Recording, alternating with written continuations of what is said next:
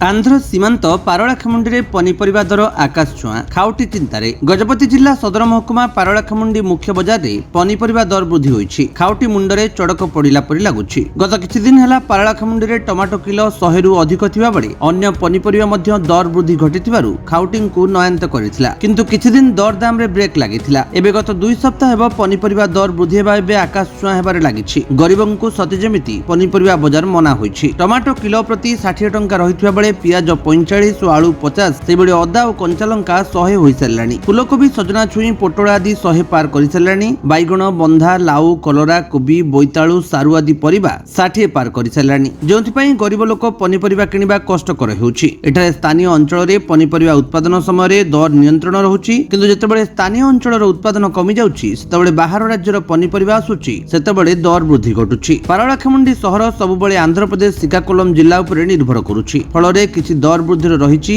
स्थानीय चाषी शीतल भंडार अभाव जो चाषी से उत्पादित पनीपरिबा को साग माछ दर रे मध्यस्थिक माध्यम बिक्री कर देउछंती, जहा फल रे पारଳାଖେମୁଣ୍ଡି बजार रे व्यवसायी माने निज मन इच्छा बिक्री करुथिबा देखिबाकु मिलिछि। अन्यपटे प्रशासन पक्षरु दरदाम नियंत्रण करिबारे विफल हेउथिबा खाउटी मुंडरे चड़क पड़िछि। गजपतिरु रेणुबाला बेहेरांक रिपोर्ट, विश्व विजयी न्यूज ओडिशा।